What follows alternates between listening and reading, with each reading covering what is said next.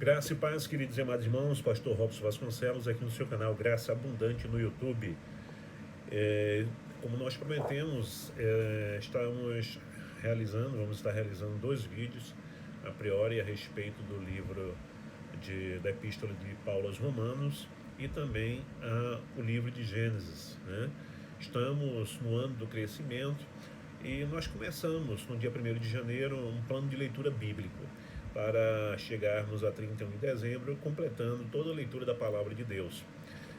Se você ainda deseja participar conosco, entre em contato comigo através da descrição desse vídeo e eu vou estar lhe mandando o plano de leitura da Bíblia para 2020, tá bom? E você vai estar lendo a Palavra de Deus comigo. Hoje nós queremos estar falando a respeito da Epístola de Paulo aos Romanos. Eu não quero que o vídeo seja muito comprido também, não quero aqui trazer um compêndio, né, um compêndio virtual, teológico sobre o livro de Romanos, mas eu quero deixar aqui um vídeo bem simplório e falar um pouco da carta, da epístola de Paulo aos Romanos. E caso você se interesse em adquirir mais conhecimento sobre esta carta, você também pode estar entrando em contato comigo.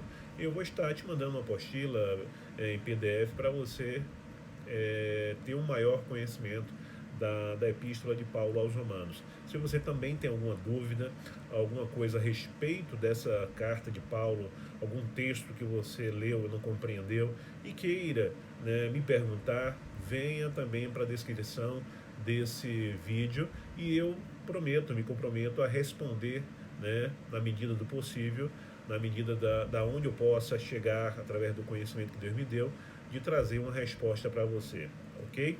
Então, queridos, a epístola de Paulo aos Romanos, ela é subdividida, né, em um esboço, onde existe ali a introdução e o tema da carta, que está no capítulo 1 aos versículos 1 ao 17. Temos ali as saudações também do capítulo 1, do versículo 1 ao 7.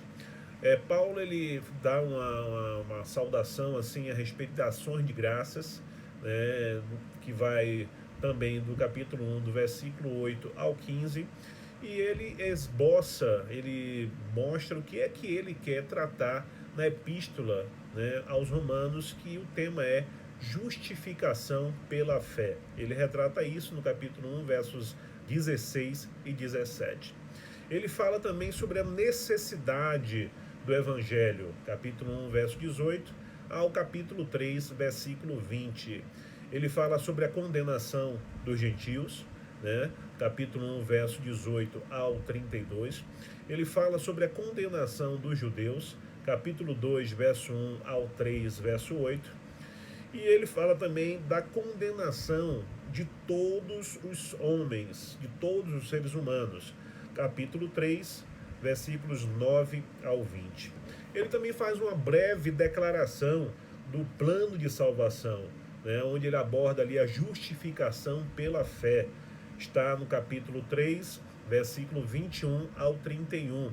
Ele também fala sobre Abraão, uma confirmação dessa justificação. Está no capítulo 4, versículo 1 ao 25. Ele também fala dos resultados que essa justificação proporciona ao ser humano, né? Está no capítulo 5, verso 1 ao 21. Ele também dá uma resposta à primeira objeção, né? A primeira negativa a respeito da justificação que ele promove, né? Ou seja, que promove o pecado. Ele trabalha isso no capítulo 6, verso 1 ao capítulo 8, verso 39. Paulo aborda também a justificação que produz santificação, né? Capítulo 6, verso 1 ao 23. Ele vai falar também sobre a lei e a graça, capítulo 7, verso 1 ao 25. Ele fala sobre a segurança que nós devemos ter a respeito da salvação, capítulo 8, verso 1 ao 39. Paulo ele também dá uma resposta a uma segunda objeção a respeito da justificação, porque ela anula as promessas de Deus. Capítulo 9, verso 1 ao 11, 36. Então ele fala sobre a eleição soberana de Deus, capítulo 9, verso 1 ao 33. Ele fala sobre o zelo judeu e a desobediência desses judeus, do capítulo 10 ao versículo 1 ao 21. E ele fala sobre o futuro da nação de Israel, capítulo 11, versículo 1 ao 36. Paulo também ele faz algumas exortações práticas, né, aos seus leitores, à igreja de Roma. Capítulo 12, verso 1 ao 16, 27. Ele fala sobre o serviço na igreja e outros deveres. Capítulo 12, verso 1 ao 21. Ele aborda sobre os deveres dos cristãos em relação à política. Capítulo 13, versículo 1 ao 14. Ele fala sobre também a responsabilidade pessoal que cada cristão deve ter. Capítulo 14, verso 1 ao 23. Ele fala sobre a sua ambição missionária, a respeito do seu chamado missionário, né, dos seus planos, projetos. Capítulo 15, verso 1 ao 33. E ele também, no final, ele faz as suas saudações pessoais, que é no último capítulo, capítulo 16, verso 1 ao 27. Irmãos, depois da saudação e da ação de graças, o apóstolo Paulo, ele se referindo a um texto do Antigo Testamento, e esse texto é Abacuque, capítulo 2, versículo 4, ele apresenta o tema da epístola, que é a justificação pela fé.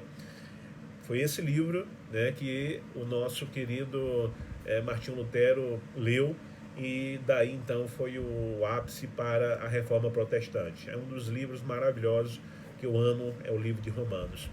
Então, queridos, os 3 capítulos iniciais do livro de Romanos estabelecem o primeiro ponto principal, que todos os homens são pecadores, sem exceção.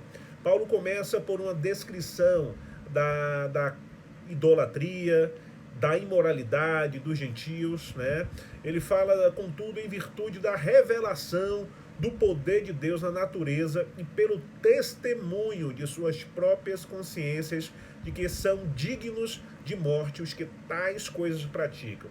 Ou seja, os gentios são considerados responsáveis. Ao mesmo tempo também, amados, os judeus são igualmente pecadores, muito embora sejam eles objeto dos oráculos divinos. Os gentios pecaram sem lei, pereceram sem lei. Os judeus pecaram sob a lei, serão julgados pela lei. A palavra diz aqui, porque os que ouvem a lei não são justos diante de Deus, mas os que praticam a lei hão de ser justificados. Paulo cita isso no capítulo 2, versículo 13. Contudo, meus irmãos, não há práticas, né, da lei, não há praticantes da lei, na verdade, que venham a se salvar por isso, né? Quer judeus, quer gentios, porque não há um justo, nenhum sequer. Capítulo 3, versículo 10. Então, não há. O que nos salva, nós somos salvos pela graça.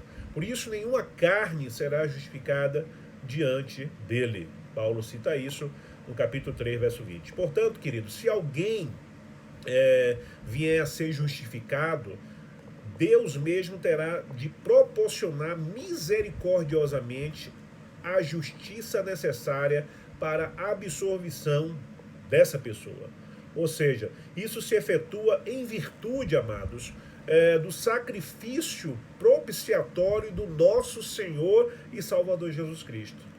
Seu sangue derramado satisfez a justiça do Pai, de maneira que Deus, né, pode ser justo e ao mesmo tempo pode ser justificador daquele que tem fé em Jesus. O capítulo 4 do livro de Romanos, citando a Abraão como principal exemplo, explica de uma forma mais extensa de que forma Deus atribui a justiça sem as obras. A seguir, no capítulo 5, Paulo ele estabelece um paralelo entre Adão e Cristo. Todos aqueles a quem Adão representava foram feitos pecadores por sua ofensa.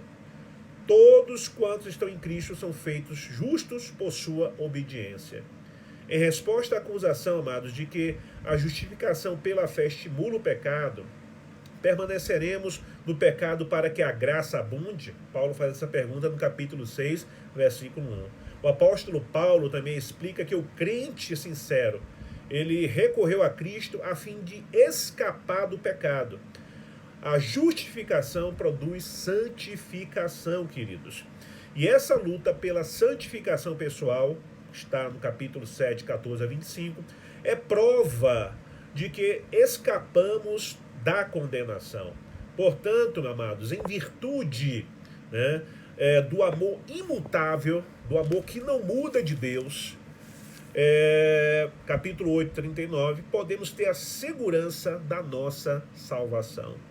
A justificação pela fé, a rejeição dos judeus e a inclusão dos gentios são consequentemente com as promessas de Deus a Israel. Está incluso isso. Tais promessas foram feitas aos descendentes espirituais de Abraão, que somos nós. Deus escolheu a Isaque e rejeitou a Ismael. Deus escolheu a Jacó e rejeitou a Esaú. Estas escolhas de Deus, amados, e exclusão são inerentes às próprias promessas. A eleição de Deus é soberana. Temos que entender isso, a soberania de Deus. E como o oleiro, que fabrica vasos para determinados fins. Contudo, queridos, chegará o dia quando, em geral, tanto os judeus como os demais, serão enxertados de novo. Em virtude dessas misericórdias, amados, divinas, todo crente deve cumprir sua função particular na igreja de Cristo, com diligência, com singeleza de coração.